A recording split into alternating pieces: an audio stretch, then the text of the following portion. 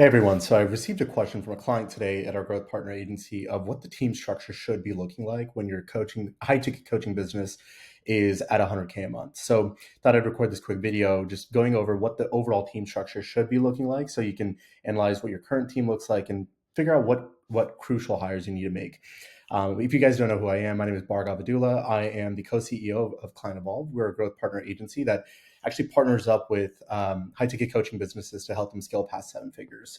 And when I got that question today, I realized a lot of coaching businesses, they know where they're currently at, but the gap lies in where the business is going and who you're becoming as a CEO. So essentially, you're probably at 10 to 20K a month right now, but if you're looking to at least get to 50K a month, and of course that 100K a month mark, it really comes down to three key pillars. Of course, if you chunk down a coaching business into two main sections, it's acquisition and then client fulfillment. There are five core functions of a business. Alex Sharfin covers this. There's lead generation, lead nurture, lead conversion, fulfillment, and then upsells, resells, cross sells, etc. When you're just to give a high level perspective, when you're going from 0 to 10K a month, it's all about just offer market fit, right? The whole process of going from 0 to 100K a month, you're really trying to validate two things. Your number one is your OSS, your optimal selling system of how you're going to predictably acquire customers, and then number two, just ideating and validating product market fit in general. Because a lot of companies, even sub $3 million, um, they're still trying to figure out, does my market actually want the product or service that I'm looking to offer them? So as soon as you dial in a predictable acquisition system, you have some gauge and you start to understand what your customers' core fears, pains, frustrations, and desires are. And then from there, you can leverage that information into your marketing material to acquire more of your ideal customers. So with that being said, the scope of this video is going to cover just what your acquisition team structure is going to be looking like in terms of how many how many media buyers you would need, how many setters, how many closers. And when it comes to a fulfillment, when it comes to the fulfillment team structure, we'll record a different video about what your CSM team structure does look like and what the management systems behind that are supposed to be built around. So when it comes to the acquisition team, we can chunk it down into three core pillars, right? There's lead gen, there's lead nurture, and then there's also lead conversion. So first, you actually just need attention. Are you able to attract the attention of your ideal market? Let's just say you are a coaching company that helps roofing companies acquire more clients consistently, right? Are you able to get in front of qualified roofing businesses that are in market that have the problem that you solve, that are ready to move as soon as possible, and that actually are financially qualified to work with you in order to pay for your products and services? So it's about not just getting attention, because there's the Charlie D'Amelias of the world where you can do a bunch of TikTok dances, but just because you get views and impressions on an ad campaign or on an organic piece of content doesn't mean it's the right type of impression. So we're looking to get targeted impressions in front of your ideal client profile, especially at this stage, because when you're doing 10 to 20K a month, you have some form of offer market fit. People want your product or service, but if you're looking to get past 50 to 100K a month, you need more targeted impressions in front of your ideal clients so that you can, share your offer and generate more engagement. So once you capture the attention of your market, you need, of course, that second stage, which is that engagement, where they engage as a lead and raise their hand and say, hey, I'm actually interested in your product or service. And once they engage, from there, we want to actually, funny enough, a lot of people are like, you want to open up the floodgates and let everyone onto your sales counter. But all that does is it's just going to create more friction and drag for the rest of the sales team. And the chances are, when you're at 20K a month, chances are you're still the one probably doing sales calls. So you just don't want to be jumping on sales calls with every single person that wants to jump on a call with you, because your time is valuable as a CEO. And at this stage, I actually like to disqualify, because the point of the funnel is actually to disqualify every single non-ideal fit prospect from actually jumping on the phone with you or your sales team. So when it comes to after the lead engages, we actually want to disqualify a lot.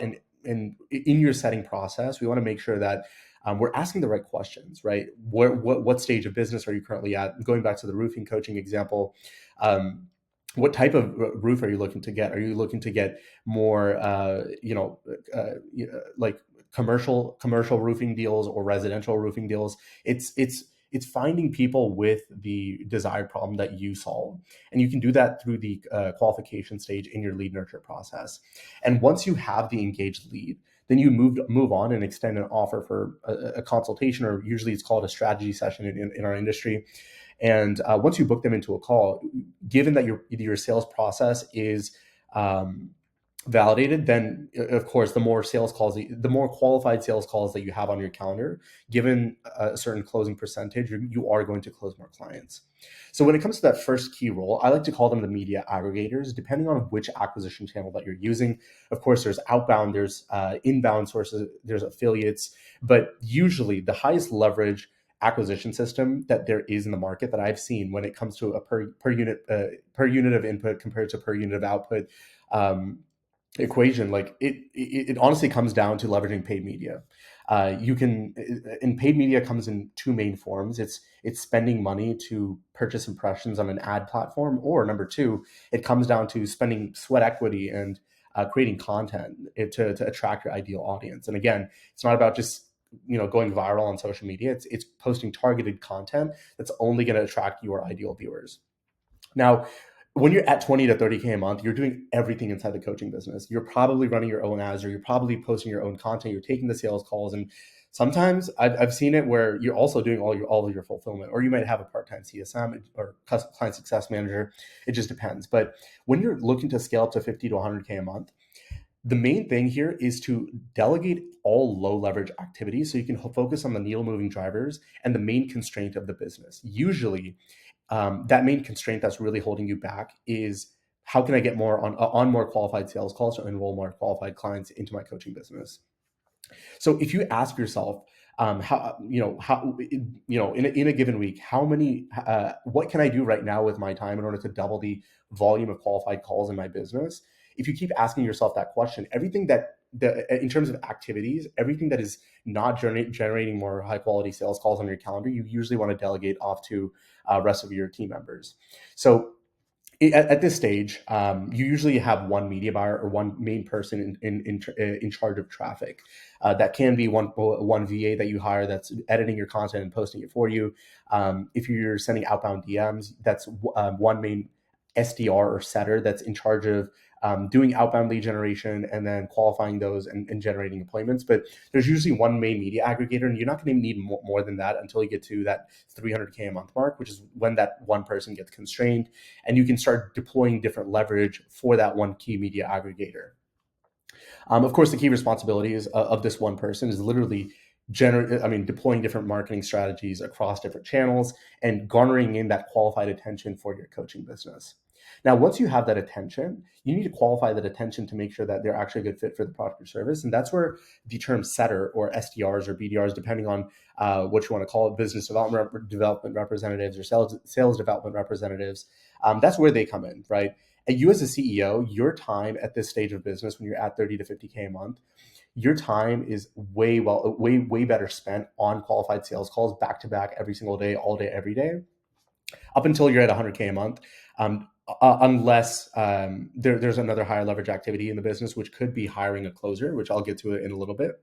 But even setting can be the main constraint, because if you're on calls all day, you might not have the time to set. So a lot of coaches, they go through a different pendulum, like a wave of pendulums where, yes, they have a bunch of inbound traffic coming in that's actually qualified, and they're setting appointments. But then when they're on sales calls, they're closing clients. But then in the time that they were on sales calls, they're unable to actually set more appointments. So the next day, their sales calendar looks very dry. So to avoid this issue, um, we like to install what's called a setter into your business. That's going to be qualifying inbound leads. So that way they warm hand off the qualified prospects to you. So you're just speaking to back to back qualified prospects all day, every day. Now, once you have a proven setter that's hitting KPI, usually I like to hit what's called like a 10 to 20% lead to set ratio, as we like to call it. So if you're booking it in at least 10% to 20% of inbound leads into qualified sales calls, then you're at a pretty structural KPI for the entire business. And then lastly, you're going to need closers, because when you're at this stage, you're probably feeling a lot of overwhelm because you feel like the whole business is on the weight of your shoulders, right? So if you're not working, then the business isn't working. If you're not moving the needle forward, the business's needles aren't moving forward, which is in theory true. But at the end of the day, if you deploy the right leverage and the right systems in the right places, then the business can actually grow and move forward without needing your time, which is exactly what we help here at Client Evolve.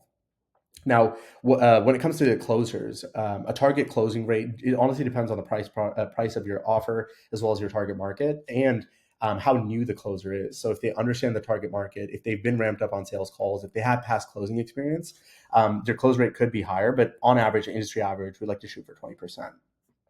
Now, when it comes to scaling your actual acquisition team, you need to figure out like, you know, a lot of people are like, okay, I have a setter, I have a closer, right? Why am I not at 100K a month? And it boggles me on how many people don't actually do the numbers on their on the unit economics of their actual offer. So let's just say you're doing 50K a month with your coaching business and you're looking to get up to 100K a month, and your product price is about 2,500 bucks. Um, and your close rate is 30% in your lead to set, which means 20% of leads that are coming in are being booked into qualified sales calls. Your lead to set ratio is 20%, and your landing page conversion rate is 15%, and your ad click rate is 1%, right? Right now, in terms of your client converters, your closers, and then your engagement nurturers, which is your setters, at that rate, you'll need about 40 new clients per month to hit that 100K a month mark at the $2,500 price point. Let's just say closers capacity is 4 calls per day, and there's 20 working business days per month. Then at a 20 to 30% close rate, you'll need 2 full-time closers. And when it comes to setters, we need at least 200 booked calls per month, 100 each, 80 to 100 per closer in order to pack the sales team's calendar. Usually you can get to 100K a month at a $2,500 price point, which is very, very low. A lot of our clients, they sell coaching north of 5 or 10K. I've even sold packages at 50 to 150,000. So it honestly depends on what the offer and what the market is, but we're going for very conservative numbers here.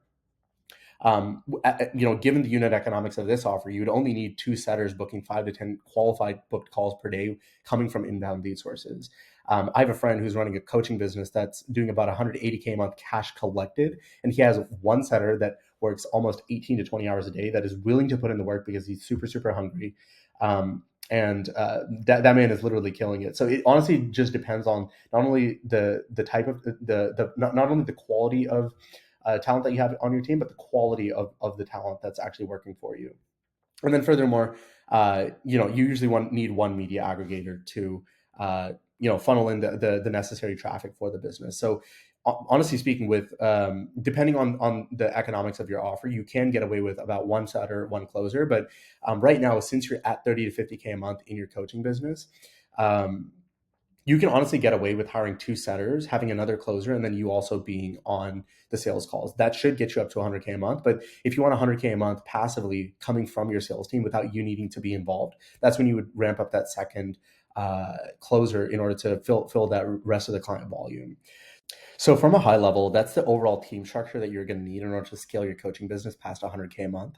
And if you're looking to partner up with Client Evolve in order to get help in terms of scaling your coaching business past 100K a month, and you want us to take that lead generation off your plate done for you and install a setter and closer in order to help you scale to that next level, go down in the description of this YouTube video and find the time to speak with us.